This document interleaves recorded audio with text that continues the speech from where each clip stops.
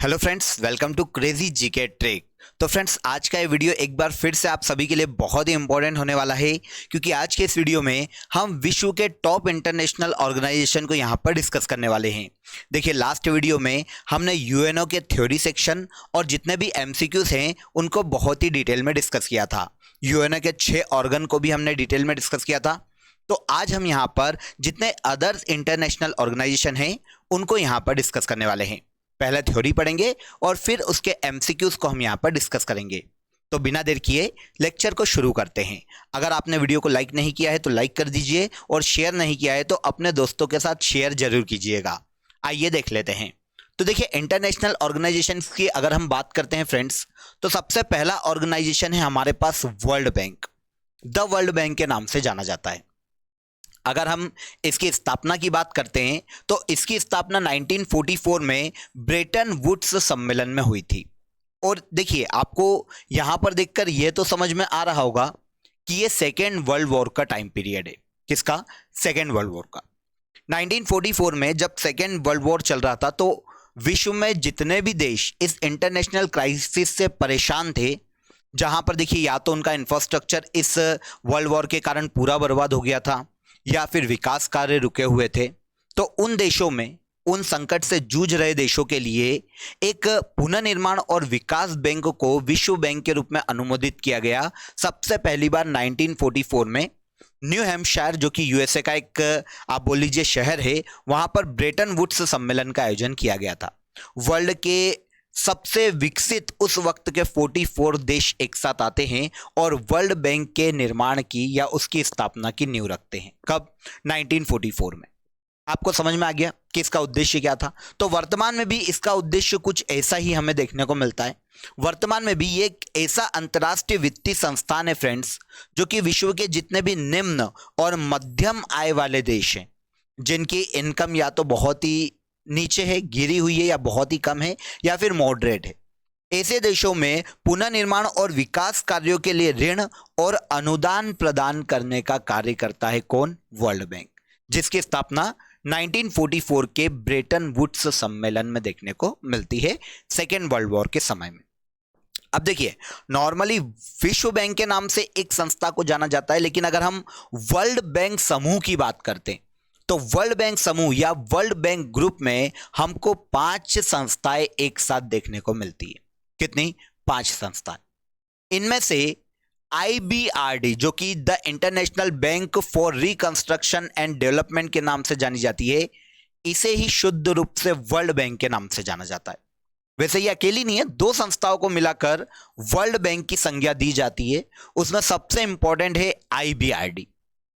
Okay, विश्व में पुनर्निर्माण और विकास बैंक के नाम से जानी जाती है इंटरनेशनली। ये वर्ल्ड बैंक के रूप में मुख्य भूमिका में देखी जाती है। इसके बाद the international development association, IDA, भी एक वर्ल्ड बैंक समूह का ही एक अंग है। इन दोनों संस्थाओं को संयुक्त रूप से विश्व बैंक के नाम से जाना जाता है। एक्चुअल देखिए इनका काम क्या है। अगर इनके काम की बात करें तो जैसा कि आपको पता है, पूरे वर्ल्ड में किसी भी देश को विकास पुनर्निर्माण के लिए अगर ऋण की जरूरत है तो यह संस्था आईबीआरडी दे देगी। अगर हम आईडीए की बात करें तो यह कुछ विशेष क्षेत्रों को ही ऋण प्रदान करती है। विश्व के सबसे गरीब और पिछड़े हुए देश, वहां पर इंफ्रास्ट्रक्चर विकास के लिए इस संस्था के द्वारा ऋण दिया जाता है। यह सभी को दे देती है और यह सबसे पिछड़े या सबसे गरीब उन देशों को ऋण प्रदान करने का या अनुदान प्रदान करने का काम करती है। तीसरे नंबर पर द इंटरनेशनल फाइनेंस कॉरपोरेशन, जिसे आईएफसी के नाम से जाना जाता है।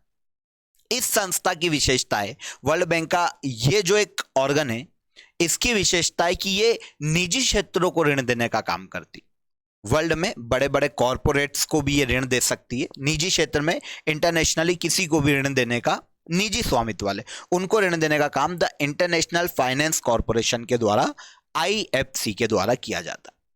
चौथे नंबर पर the multilateral investment guarantee agency, जिसे मीगा के नाम से जाना जाता है। यह चौथी संस्था है वर्ल्ड बैंक ग्रुप में। अब आपको यहां पर जितने भी देखिए युद्ध से संकटग्रस्त देश हैं, वहां पर एफडीआई को प्रोत्साहित करने का काम मीगा का है।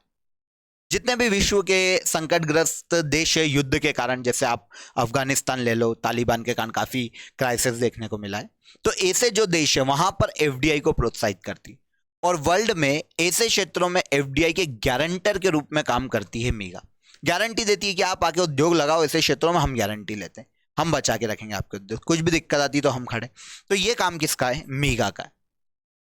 सेकेंड 5 नंबर पर हमको देखने को मिलती है the international centre for settlement of investment dispute, ICSID। तो आपको नाम से ही समझ में आ जाएगा कि ये दो देशों के मध्य में होने वाले जो इन्वेस्टमेंट को लेकर जो डिस्प्यूट है उसको रिजॉल्व करने का काम करती है, उनको सेटल करने का काम करती है ICSID। तो ये पांचों मिलकर वर्ल्ड बैंक ग्रुप का निर्माण करते।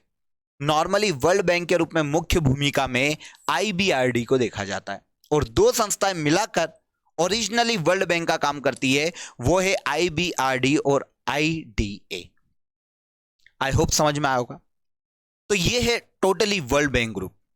अब आपको वर्ल्ड बैंक की स्थापना के बारे में पता चल जाता है कि 1944 जुलाई में इस संस्था की स्थापना की गई थी, जुलाई 1944। इस संस्था का मुख्यालय वॉशिंगटन डीसी में है, जो कि यूएसए में स्थित है। Washington DC, USA. यहां पर इस संस्था का विषय, अगर वर्ल्ड बैंक के अलावा IMF की भी बात करें तो वर्ल्ड बैंक और IMF दोनों की ही स्थापना, इंटरनेशनल मॉनिटरिंग फंड जिसको हम आगे पढ़ेंगे, इन दोनों की ही स्थापना 1944 में ब्रेटन वुड्स सम्मेलन में हुई थी, और दोनों के ही मुख्यालय भी वॉशिंगटन डीसी यूएसए में ही स्थित है। तो अभी वर्ल्ड बैंक की बात करें तो हम वर्ल्ड बैंक की बात करते हैं। इसका मुख्यालय अमेरिका के वॉशिंगटन डीसी में स्थित है। सदस्यों की बात करें तो इसके सदस्यों की संख्या 189, 190 सदस्य हमको वर्ल्ड बैंक में देखने को मिलते हैं, 189। वर्तमान में इसके प्रेसिडेंट की बात करें, वर्ल्ड बैंक के प्रेसिडेंट की बात करें तो डेविड मालपास वर्ल्ड बैंक के प्रेसिडेंट है, जो कि यूएसए के ही नागरिक है। वर्तमान में वर्ल्ड बैंक के अध्यक्ष या बोल सकते हैं प्रेसिडेंट। क्लियर? यहां पर एक इंपॉर्टेंट नोट याद रखिएगा कि अगर किसी को भी, किसी भी देश को वर्ल्ड बैंक की सदस्यता चाहिए, वर्ल्ड बैंक मतलब IBRD, ओके, अगर किसी भी देश को वर्ल्ड बैंक की सदस्यता चाहिए तो उस देश को IMF, इंटरनेशनल मॉनिटरिंग फंड का सदस्य होना बहुत ही जरूरी। अगर कोई देश इंटरनेशनल मॉनिटरिंग फंड का सदस्य नहीं है तो वो वर्ल्ड बैंक की सदस्यता नहीं ले पाएगा। इंपॉर्टेंट है, ओके। इसके बाद अगर हम वर्ल्ड बैंक द्वारा जारी की जाने वाली रिपोर्ट्स की बात करें तो रिपोर्ट्स ध्यान से सुनिएगा, नोट कर लीजिएगा। काफी क्वेश्चंस हमको करंट अफेयर्स से, रिपोर्ट्स से देखने को मिलते हैं। या तो पूछ लेगा कि कौन जारी करता है, या फिर इंडिया की अगर कोई रैंक है उसमें तो इंडिया की रैंक से भी क्वेश्चन आते। तो देखिए, वर्ल्ड बैंक द्वारा जारी की जाने वाली रिपोर्ट की बात करें तो normally 4 report specially world bank या फिर IBRD भी बोल सकते हैं, उसके द्वारा जारी की जाती है। देख लेते हैं। सबसे पहली है global economic prospect, world bank के द्वारा जारी की जाती है। आखिरी बार जो रिपोर्ट जारी की गई थी 2021-22 के लिए भारत की GDP वृद्धि दर का अनुमान लगाया था इसने 8.3%। वर्ल्ड के देशों की GDP का अनुमान लगाती है ग्लोबल इकोनॉमिक प्रोस्पेक्ट रिपोर्ट, जो कि वर्ल्ड बैंक के द्वारा जारी की जाती है। तो यहां पर इंडिया की रैंकिंग का कोई मतलब नहीं है, क्योंकि यहां पर रैंकिंग वगैरह दी नहीं जाती है, केवल GDP के अनुमान लगाया जाता है। सेकेंड आती है हमारे पास ease of doing business report, very important. IBRD normally कभी भी हमको IBRD ऐसे मेंशन नहीं किया जाता है, नॉर्मली आपको वर्ल्ड बैंक ही डायरेक्ट मेंशन करेगा अगर उसको क्वेश्चन पूछना है तो ease of doing business report किसी भी देश में बिजनेस करने की कितनी अच्छी दशाएं हैं वर्ल्ड के कॉर्पोरेट्स के लिए, है ना, कितना अच्छा बिजनेस सेटल किया जा सकता है, वहां की गवर्नमेंट कितनी लिबरल है बिजनेस के लिए, इस आधार पर ease of doing business report जारी की जाती है। इसमें देखिए, आखिरी बार 2022 की रिपोर्ट में 190 देशों को वर्ल्ड बैंक ने शामिल किया था। 190 देश, जो कि नॉर्मली IMF के पूरे आ जाते हैं, वर्ल्ड बैंक के 189 को टोटल आ जाते हैं, और IMF का भी एक देश काउंट किया जाता है, 190 देश।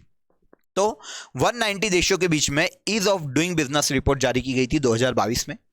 इस रिपोर्ट में बिजनेस करने की सबसे अच्छी दशाएं जो मिली है ना, वो न्यूजीलैंड में मिली है, और भारत इस सूची में 63वें स्थान पर है, 63वें स्थान पर। तो ease of doing business report World bank के द्वारा जारी की जाती है। इसके बाद वर्ल्ड डेवलपमेंट रिपोर्ट, वर्ल्ड का मतलब किस देश का कितना स्पीड में डेवलप हुआ है, डेवलपमेंट हुआ है ना, कितना ज्यादा स्पीड में विकसित हुआ है, इस आधार पर वर्ल्ड डेवलपमेंट रिपोर्ट भी विश्व बैंक के द्वारा जारी की जाती है। 2020-21 की इस रिपोर्ट में 191 देशों को शामिल किया गया था। भारत का स्थान 131वां था वर्ल्ड डेवलपमेंट रिपोर्ट में, और पहले स्थान पर यूरोप का देश था नॉर्वे। चौथी रिपोर्ट के रूप में लॉजिस्टिकल परफॉर्मेंस इंडेक्स भी वर्ल्ड बैंक के द्वारा जारी किया जाता है। किसी भी गुड्स को, सामान को लाने ले जाने में कितना अच्छा इंफ्रास्ट्रक्चर है, सड़कें कैसी है, कितनी आसानी है ना, उससे रेट में कितनी डिक्रीमेंट हमको देखने को मिल रहा है इतनी सहूलियतों के बाद, उस आधार पर लॉजिस्टिकल परफॉर्मेंस इंडेक्स को वर्ल्ड बैंक के द्वारा जारी किया जाता है। ओके, आई होप समझ में आया होगा। तो ये 4 रिपोर्ट ऐसी है जो कि वर्ल्ड बैंक के द्वारा जारी की जाती है, इंपॉर्टेंट है। आगे बढ़ने से पहले एक बहुत ही इंटरेस्टिंग आपको अपडेट देता हूं जो कि आपके लिए काफी इंपॉर्टेंट है। आप जानते हैं एसएससी का नोटिफिकेशन आ गया है फ्रेंड्स। तो अगर आप एसएससी की बैच ज्वाइन करना चाहते हैं तो हमारी एक target batch crazy GK trick के रूट एप्लीकेशन पर अवेलेबल है। अगर आप इंटरेस्टेड हैं तो आप ज्वाइन कर सकते हैं। इसके लिए आप प्ले स्टोर से रूट एप्लीकेशन को डाउनलोड कर लीजिए। वहां पर प्री मेंस दोनों के लिए, टायर फर्स्ट और सेकंड के लिए बहुत ही डिटेल में आपको सभी सब्जेक्ट पढ़ाए जाएंगे। और अगर आप स्पेशली पॉलिटी मुझसे पढ़ना चाहते हैं इंडिविजुअली, तो भी आप प्ले स्टोर में रूट एप्लीकेशन पर डाउनलोड करके वहां जाइए, आपको वहां पर फैसिलिटी अवेलेबल है। आप मुझसे भी पॉलिटी रूट एप्लीकेशन में पढ़ सकते हैं। वहां पर मेरी भी लाइव क्लासेस चल रही है, तो आप ज्वाइन करना चाहते हैं तो ज्वाइन कर सकते हैं। आई होप अपडेट अच्छा लगा होगा। एग्जाम भी आने वाली है तो काफी इंपॉर्टेंट हो जाता है। चलिए नेक्स्ट ऑर्गेनाइजेशन पे आते हैं और देख लेते हैं अगला ऑर्गेनाइजेशन हमारे पास कौन सा है। तो सेकंड ऑर्गेनाइजेशन जो कि वर्ल्ड बैंक का जुड़वा भाई मान सकते हो आप, इंटरनेशनल मॉनिटरिंग फंड। थोड़ा सा अलग है, हालांकि इसका कॉन्सेप्ट, उद्देश्य अलग है, पर्पस अलग है, लेकिन इसकी स्थापना वर्ल्ड बैंक के साथ हुई थी। इसका जो मुख्यालय है वो ही वर्ल्ड बैंक के साथ ही हमको एक ही सिटी में देखने को मिलता है। जानते हैं हम आगे इंटरनेशनल मॉनिटरिंग फंड आईएमएफ की बात करते हैं। आपने काफी बार इस संस्था का नाम सुना होगा, इंटरनेशनल मॉनिटरिंग फंड, अंतरराष्ट्रीय मुद्रा कोष के नाम से नॉर्मली जानी जाती है। तो अगर हम इसकी स्थापना की बात करते हैं तो स्थापना हुई है 1944 में ब्रेटन वुड्स सम्मेलन में ही आईएमएफ की भी स्थापना का प्रस्ताव रखा गया था। कब? 1944 में, लेकिन ऑफिशियली इसका जो गठन हुआ है वो 27 दिसंबर 1945 को हुआ है। लेकिन जो प्रस्ताव आ गया था वो 1944 में 44 देशों ने मिलकर ब्रेटन वुड्स सम्मेलन में रखा था। अब आपको वर्ल्ड बैंक के बारे में पता है? क्या पता है वर्ल्ड बैंक के बारे में? आप ये जानते हैं कि वर्ल्ड बैंक विश्व में पुनर्निर्माण और विकास के लिए ऋण या अनुदान प्रदान करती है, लेकिन इसका पर्पस अलग। यह विश्व में भुगतान संतुलन को मेंटेन करती है। अगर एक लाइन में समझे हम, तो विश्व के अगर किसी देश के पास किसी अन्य देश से सामान खरीदने के लिए इंटरनेशनल मनी नहीं है, अंतरराष्ट्रीय मुद्रा नहीं है, जो भी प्रचलित है डॉलर वगैरह, तो फिर वो देश कहां से खरीदेगा? तब ऐसी कंडीशन में वो ऋण मांग सकता है। किससे? आईएमएफ से। और आईएमएफ उसके अंतरराष्ट्रीय भुगतान संतुलन को मैनेज करेगा, जो क्राइसिस से वो जूझ रहा है उसको मैनेज करेगा और उसको इंटरनेशनल मुद्रा प्रदान करेगा ऋण के आधार पर या अनुदान के आधार पर, जैसी भी डील हो। तो इसका काम थोड़ा सा अलग देखने को मिलता है। तो यहां पर हम बात करते हैं उद्देश्य की। आईएमएफ इसके सदस्य देशों के मध्य में भुगतान संतुलन की समस्याओं से जूझ रहे सदस्य देशों की वित्तीय सहायता करता है या वित्तीय सहायता प्रदान करता है। इसके साथ ही अंतर्राष्ट्रीय भंडार की भरपाई करने और आर्थिक विकास के लिए ऋण प्रदान करने का भी काम करता है। इकोनॉमिकली बैलेंस बनाता है। इसके अतिरिक्त विश्व में मौद्रिक सहयोग बढ़ाना भी इस संस्था का मुख्य उद्देश्य है। शॉर्ट में एक लाइन में समझना है तो भुगतान संतुलन की समस्या से जितने भी देश जूझ रहे हैं, परेशान है, क्राइसिस को झेल रहे हैं, वहां उनको वित्तीय सहायता प्रदान करने का काम करता है। कौन? आईएमएफ। क्लियर? अब अगर आईएमएफ के मुख्यालय की बात करें तो जैसा कि अभी मैंने आपको बताया, जहां पर हमने वर्ल्ड बैंक का मुख्यालय देखा है वहीं हमको आईएमएफ का भी मुख्यालय देखने को मिलेगा। वॉशिंगटन डीसी में आईएमएफ का मुख्यालय। कहां पर? Washington DC. मुख्यालय वॉशिंगटन डीसी में। सदस्य देश एक ज्यादा है, 190 सदस्य देश है। वहां पर वर्ल्ड बैंक में 189 थे, यहां पर 190 है। आखिरी जो सदस्य हमको देखने को मिला है वो एंडोरा देखने को मिला है। 2020 के आसपास एंडोरा 190 सदस्य के रूप में जुड़ा था आईएमएफ से, जो कि फ्रांस और स्पेन के मध्य में एक देश है यूरोप में, एंडोरा। अब अभी तक तो इसके पास वर्ल्ड बैंक की सदस्यता आई थिंक नहीं है, पर अगर ये लेना चाहता है तो अप्लाई कर सकता है, क्योंकि ये आईएमएफ का परमानेंटली सदस्य है, तो ये वर्ल्ड बैंक की सदस्यता ले सकता है। क्योंकि अगर किसी को वर्ल्ड बैंक की सदस्यता चाहिए तो आईएमएफ का सदस्य होना उसके लिए जरूरी है। ओके, तो आई होप समझ में आओगा, यहां तक कोई डाउट नहीं होगा। इसके बाद देखिए, अगर हम आईएमएफ के स्ट्रक्चर की बात करते तो इसके 190 सदस्यों के द्वारा मिलकर बोर्ड ऑफ गवर्नर का गठन किया जाता है। 190 जो सदस्य देश है उनके सभी वित्त मंत्री बोर्ड ऑफ गवर्नर के मेंबर होते हैं। सबसे निचले पायदान पर बोर्ड ऑफ गवर्नर है, 190 देशों के वित्त मंत्री इसके सदस्य होते हैं। इनको कंट्रोल करने के लिए इनके ऊपर एक कार्यकारी निदेशक होते हैं। कार्यकारी निदेशक का एक ग्रुप होता है जो कि 24 होते हैं टोटल, और इनको कंट्रोल करने के लिए इनके ऊपर सबसे ऊपर एक महानिर्देशक होता है। कौन होता है? महानिर्देशक। वर्तमान में अगर आईएमएफ के महानिदेशक या मैनेजिंग डायरेक्टर की बात करें तो क्रिस्टलिना जॉर्जिवा, जो कि बुल्गारिया से रिलेट करती है, वर्तमान में आईएमएफ की मैनेजिंग डायरेक्टर बुल्गारिया की। इसको आपको याद रखना चाहिए, कभी कभी क्वेश्चन आ जाता है। ओके, आई होप समझ में आया होगा। इसके बाद आईएमएफ के द्वारा जारी की जाने वाली रिपोर्ट्स की बात करते कि आईएमएफ कौन कौन सी रिपोर्ट्स जारी करता है। तो देखिए, यहां पर ज्यादा परेशान होने की जरूरत नहीं, केवल रिपोर्ट्स के नाम याद कर लोगे ना तो भी आपका काम हो जाएगा। दो रिपोर्ट्स इसके द्वारा स्पेशली जारी की जाती है। एक है वर्ल्ड इकोनॉमिक आउटलुक, वर्ल्ड में इकोनॉमिकली कितना ज्यादा विकास कर रहे हैं, कौन सा देश कितना स्पीड से विकास कर रहा है, इस आधार पर वर्ल्ड इकोनॉमिक आउटलुक जारी किया जाता है। और ग्लोबल फाइनेंशियल स्टेबिलिटी जारी, ये जो रिपोर्ट है ये भी आईएमएफ के द्वारा ही जारी की जाती है। वित्तीय बाजारों के संतुलन का आंकलन करता है, स्थिरता का आंकलन करती है global financial stability report, IMF के द्वारा जारी की जाती। क्लियर? यहां पर दो इंपॉर्टेंट फैक्ट याद रखिएगा कि आईएमएफ के जो महानिदेशक होते हैं वो हमेशा कोई यूरोपीय ही बनाया जाता है। क्रिस्टलिना जॉर्जिवा अभी हमने देखा है ना, यूरोपीय देश की मेंबर है, तो यूरोपीय ही आईएमएफ का सदस्य बनाया जाता है, बुल्गारिया यूरोपीय देश। ठीक है, आईएमएफ में वर्तमान में जो चीफ इकोनॉमिस्ट के पद पर है वो एक भारतीय, इनका नाम है गीता गोपीनाथ, वर्तमान में आईएमएफ की चीफ इकोनॉमिस्ट की पोस्ट पर है। तो यहां पर हमको दूसरी संस्था के बारे में पता चलता है जिसका नाम है आईएमएफ। तीसरे नंबर पर आते हैं हम वर्ल्ड इकोनॉमिक फोरम, मतलब WEF, विश्व आर्थिक मंच। विश्व आर्थिक मंच, इसकी स्थापना 24 जनवरी 1971 में की गई थी और इसका मुख्यालय वर्तमान में स्विट्जरलैंड के जेनेवा में स्थित। याद रखना चाहिए, स्विट्जरलैंड के जेनेवा में। अब इस संस्था की विशेषता है, WEF की विशेषता है कि एक, हम बोल सकते हैं, नॉन गवर्नमेंट ऑर्गेनाइजेशन है, एक इंटरनेशनल ऑर्गेनाइजेशन है, लेकिन नॉन प्रॉफिटेबल और नॉन गवर्नमेंट ऑर्गेनाइजेशन। इसका जो काम चलता है ना, वो वर्ल्ड के देशों से जो फंडिंग, जो देश में जितने भी कारपोरेट है, प्राइवेट सेक्टर के या देशों की सरकार है, उनसे जो फंडिंग मिलती है, मतलब बोल सकते हैं हम अनुदान, दान में मिला हुआ जो पैसा रहता है, उसके आधार पर WEF का काम चलता है।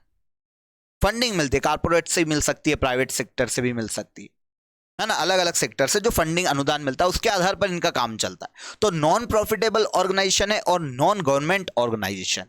कौन? World economic forum. विश्व के देशों में जितने भी बुद्धिजीवी हैं, जैसे शिक्षा के क्षेत्र के कोई मेंबर है, इकोनॉमिस्ट है, समाज सेवक है, उन सभी को विश्व के जो देश है उनके विकास के लिए, शांति स्थापित करने के लिए ये एक मंच प्रदान करने का काम करता है। उद्देश्य देख लेते जो अभी हमने समझा।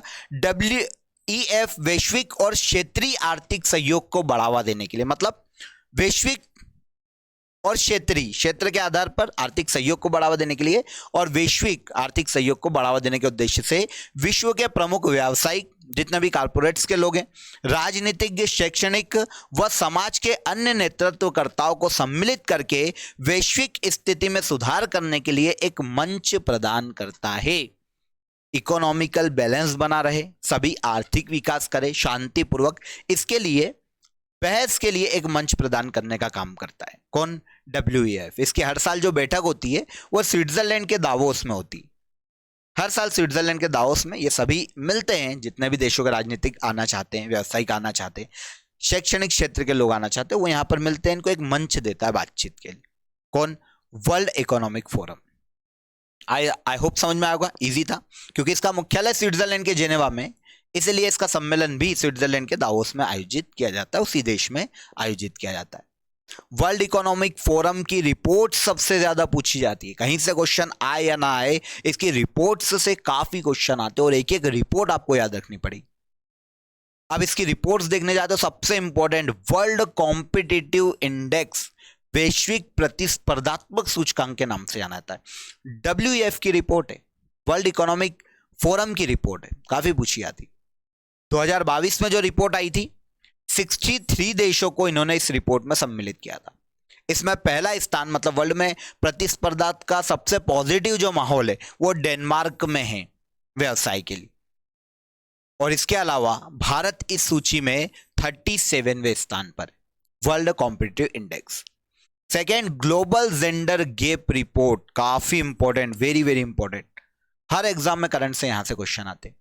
ग्लोबल जेंडर गैप रिपोर्ट की बात करते हैं तो आखिरी जो रिपोर्ट आई है 2022 में 146 देशों को सम्मिलित किया गया था, और इसमें स्त्री और पुरुष मतलब जेंडर के आधार पर भेदभाव सबसे कम जो है वो आइसलैंड में है। मतलब महिलाएं भी फ्रीडमफुली पुरुषों जैसे वर्क कर सकती है, कहीं भी काम कर सकती, घूम फिर सकती, तो सबसे जेंडर में सबसे ज्यादा जो इक्विलिटी बोल सकते हैं वो हमको आइसलैंड में देखने को मिलती है इस रिपोर्ट के अकॉर्डिंग। 146 देशों की सूची में भारत 135वें स्थान पर रहा है। मतलब अगर हम भारत को देखें तो यहाँ पर जेंडर इक्विलिटी कुछ ज्यादा अच्छी स्थिति में नहीं है। आज भी हम देखते हैं ग्रामीण क्षेत्रों में महिलाएं काफी पिछड़ी हुई है। हालांकि अब शिक्षा का जैसे जैसे विकास होगा, विस्तार होगा, वैसे वैसे शायद स्थिति सुधरेगी। शिक्षा, सब कुछ एजुकेशन पे डिपेंड करता है, शिक्षा या एजुकेशन की स्थिति सुधरेगी तो भारत भी धीरे धीरे इस रिपोर्ट में शायद ऊपरी पायदान पर आए, लेकिन अभी काफी नीचे। 146 देशों में 135 नंबर पर है ग्लोबल जेंडर गैप रिपोर्ट में इंडिया। तीसरे नंबर पर रिपोर्ट देखने को मिलती है एनवायरमेंटल परफॉर्मेंस इंडेक्स, काफी सुर्खियों में रही थी और काफी विवाद में रही थी, क्योंकि WEF की जो 2022 की इस साल रिपोर्ट आई थी ना, 180 देशों की सूची में भारत को 180वां स्थान, सबसे लास्ट स्थान दिया था। किसके आधार पर? एनवायरमेंटल परफॉर्मेंस के आधार पर, पर्यावरण के आधार पर। सबसे ज्यादा पर्यावरण वायु प्रदूषण कहां पर है? इसके आधार पर भारत में। भारत ने इस रिपोर्ट को सिरे से नकार दिया था और बोला था कि ये जिस आधार पर आंकलन कर रहे हो वो सही नहीं। ठीक है, अब जो भी हो, लेकिन इसकी रिपोर्ट के आधार पर भारत 180वें स्थान पर है। 180 देशों की सूची में पहले स्थान पर आता है डेनमार्क। क्लियर?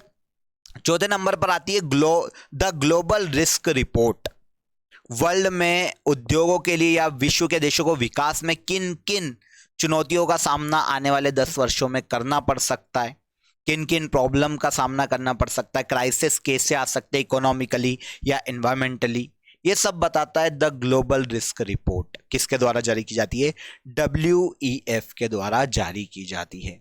अब अगर हम WEF मतलब वर्ल्ड इकोनॉमिक फोरम के प्रेसिडेंट या अध्यक्ष की बात करें तो बॉर्ज ब्रेंड, जो कि नॉर्वे से रिलेट करते हैं, नॉर्वे के नागरिक है, ये वर्तमान में WEF मतलब वर्ल्ड इकोनॉमिक फोरम के अध्यक्ष या प्रेसिडेंट है, बॉर्ज ब्रेंड। ठीक है, कहां के? नॉर्वे के। क्लियर? चलिए, अगला हमारे पास एक और ऑर्गेनाइजेशन है जिसका नाम है शॉर्ट में यूनेस्को। काफी बार आपने नाम सुना भी होगा, है ना। इसको अगर हम थोड़ा सा फुल फॉर्म में देखें तो United Educational Scientific and Cultural Organisation, short में यूनेस्को के नाम से जाना जाता है। विश्व यूएनओ की एकमात्र ऐसी संस्था जो कि शिक्षा के विकास पर कार्य करती, एजुकेशन के विकास पर काम करती। कौन है? यूनेस्को। विश्व में शिक्षा के स्तर को बढ़ाना, शिक्षा के विकास को सुनिश्चित करना, शिक्षा हर व्यक्ति तक पहुंच पाए, चाहे वो स्त्री हो या पुरुष हो, शिक्षा विश्व के हर मतलब आम नागरिक तक पहुंच पाए, उसकी पहुंच सुनिश्चित हो, इसके लिए काम करती है। कौन? यूनेस्को।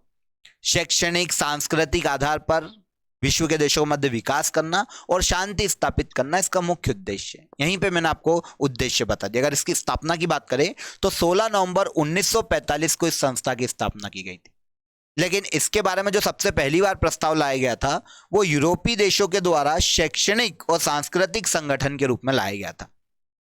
1942 का ये टाइम पीरियड था। 1942 में जो एलाइड बोल सकते कंट्रीज थी, एलाइड कंट्रीज थी सेकेंड वर्ल्ड वॉर के समय, जैसे अमेरिका, ब्रिटेन, है ना, रूस, या इन्होंने मिलकर क्या ब्रिटेन में एक सम्मेलन का आयोजन किया 1942 में।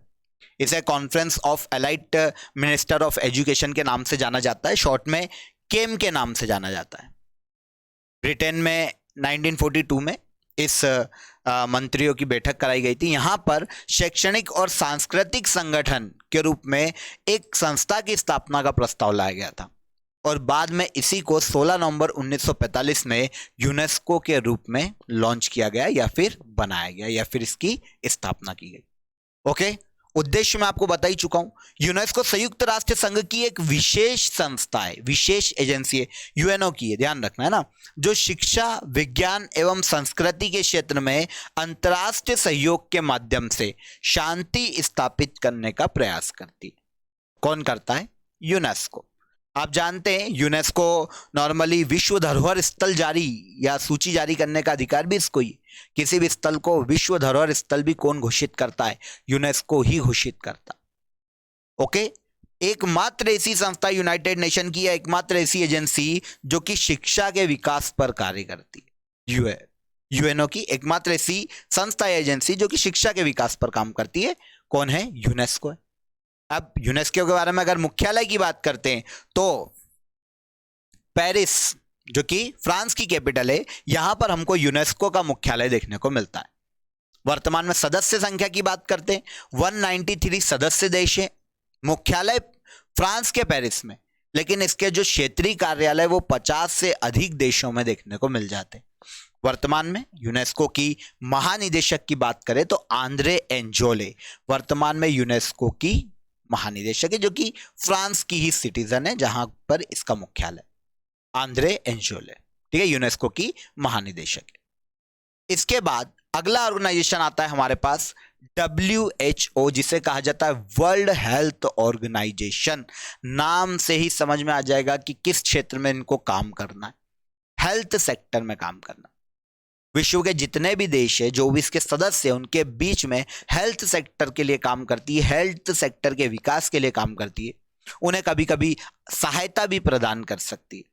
ओके, जितने भी हेल्थ मिनिस्ट्री होती है, जितने भी देशों की, जो भी इसके सदस्य, उनके सहयोग से यह संस्था काम करती है। आइए देख लेते हैं इस संस्था की स्थापना की बात करते हैं। 7 अप्रैल 1948 को इस संस्था की स्थापना हुई थी। 7 अप्रैल 1948।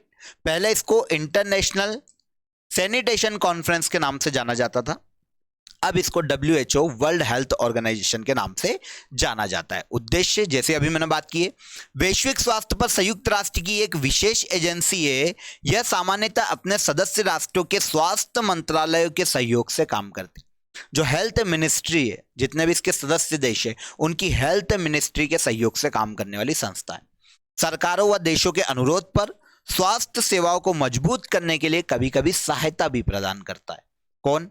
WHO world health organisation. स्थापना याद रखिएगा, काफी पूछी जाती है, 7 अप्रैल 1948। ठीक है, दो इसकी बॉडीज देखने को मिलती है वर्ल्ड हेल्थ ऑर्गेनाइजेशन की। दो पार्ट में इसके वर्क होते हैं। एक होती है वर्ल्ड हेल्थ असेंबली, जिसमें इसके सदस्य देशों के प्रतिनिधि होते हैं सारे, वर्ल्ड हेल्थ असेंबली। अब वो मिलकर WHO की नीतियों का निर्धारण करते हैं, बजट की समीक्षा करते हैं कि कितना बजट होना चाहिए, और फिर उसके अनुमोदन का कार्य करते हैं।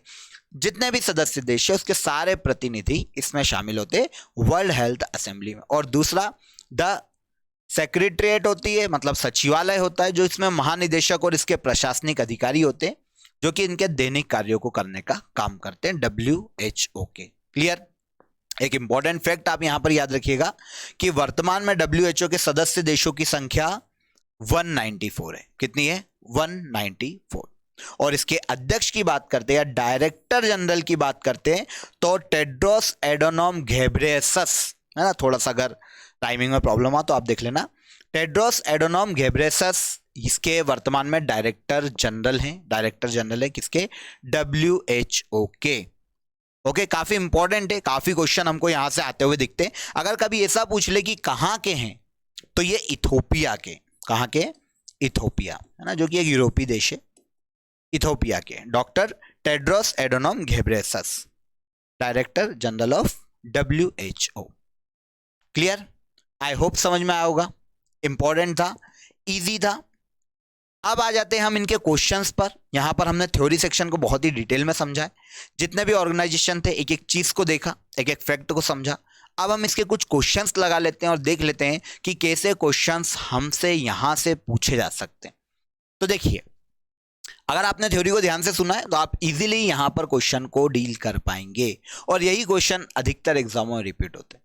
तो डिटेल को अगर ध्यान से सुना है तो अब आपको जवाब देना है मेरे जवाब देने से पहले, ठीक है। चलिए, निम्नलिखित में से किन दो संस्थाओं की स्थापना 1944 के ब्रेटन वुड्स सम्मेलन में हुई थी?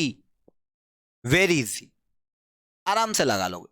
ऐसी दो संस्थाएं जिनकी स्थापना 1944 के ब्रेटन वुड्स सम्मेलन में हुई थी, एक है वर्ल्ड बैंक और एक है IMF, international monitoring fund. Answer B. Okay, 1944 में ब्रेटन वुड्स सम्मेलन में इन दोनों संस्थाओं की स्थापना हुई थी। स्थापना भी एक साथ और इनका मुख्यालय भी एक ही जगह, कहां पर?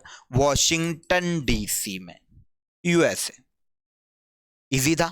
सेकेंड देखिए, वर्ल्ड इकोनॉमिक आउटलुक कौन सी संस्था जारी करती है? तो वर्ल्ड इकोनॉमिक आउटलुक की अगर हम बात करें तो बहुत ही सिंपल क्वेश्चन हो जाता है, IMF, इंटरनेशनल मॉनिटरिंग फंड के द्वारा जारी की जाती है वर्ल्ड इकोनॉमिक आउटलुक। आगे देखिए, UNO के नामकरण का श्रेय किसे दिया जाता है? तो देखिए, आज मैंने आपको UNO नहीं बताया, लेकिन हमने लास्ट लेक्चर पूरा UNO पे लिया था, उसके 6 पूरे ऑर्गन भी समझे थे। तो आई होप आपको पूरी डिटेल याद होगी। अगर याद होगी तो इसका आप क्वेश्चन का आंसर इजीली लगा लोगे।